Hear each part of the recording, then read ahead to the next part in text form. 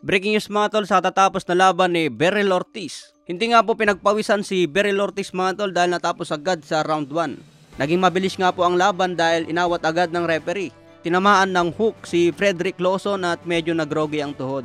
Pero hindi naman siya bumagsak, napatras lang hanggang sa lubid. Kaya dito na binanatan ni Beryl Ortiz ng malalakas na banat. Pero nadadepensa naman ni Frederick Lawson. Hindi na kasi gumaganti si Lawson, nakakover na lang sa muka habang nakasandal sa lubid. Kaya nagdesisyon ang referee na si Tony Weeks na itigil na lang ang laban. Pero masyadong napabilis ang pagtigil niya mga tol dahil round 1 pa lang. Kumbaga nagpapainit pa lang ang dalawang boksingero. Natural lang naman na masaktan ka sa suntok at magdepensa ka sa lubid. Lalo na kung hindi ka makalis sa lubid dahil sa sunod-sunod na atake ni Beryl Ortiz. Kaya nagreklamo ang kampo ni Frederick Lawson, masyadong maaga daw ang stoppage. Dapat ang ginawa ng referee mga tol, pinatagal man lang hanggang bumagsak si Frederick Lawson.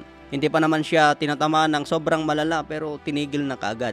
Kaya nakuha agad ni Beryl Ortiz ang panalo sa round 1 na hindi man lang pinagpawisan. May bagong kartada ngayon na 20 wins, 20 knockout, walang talo. 100% pa rin ang knockout ratio. Kung matatandaan mga tol, itong referee na si Tony Weeks, siya din ang nagtigil dati sa laban ni Ismael Barroso versus Romero. Sinasabi rin dati na premature stoppage ang nangyari dahil sa kakagawa ni Tony Weeks. Sa ibang banda naman, upset din ang laban ni Ismael Barroso versus Ohara Davies. Ito talaga ang solid mga tol, natapos sa round 1 sa pamamagitan ng TKO. Akala nga ng lahat matatalo si Ismael Barroso dahil 40 anyos na. Samantalang kalaban niya na si Ohara Davies, 31 anyos pa lang. Pero pagdating nga po sa round 1, pinatunayan ni Ismael Barroso na walang matanda sa pagboboxing. Tinamaan niya si Ohara Davies ng counter left hook. Nagrogi agad si Ohara Davies at napatras. Sinundan naman agad ni Ismael Barroso, kinamada sa muka. Hanggang bumagsak nga po si Ohara Davies. Pero nakarecover pa naman si Ohara Davies at pinagpatuloy ang laban. Pero napansin ni Barroso na grogi pa rin itong si Ohara Davies. Kaya niratratan niya ulit sa muka. Hanggang napatras ulit si Ohara Davies at bumagsak sa pangalawang pagkakataon.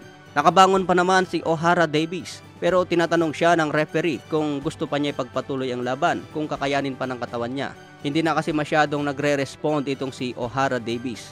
Kaya nagdesisyon po dito ang referee na tama na, tinigil na ang laban.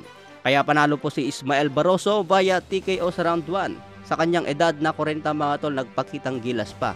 Pero ngayon nakuha na po ni Ismael Barroso ang interim WBA Junior Welterweight belt. Ibig sabihin po niyan, mandatory na po siya kay Rolly Romero.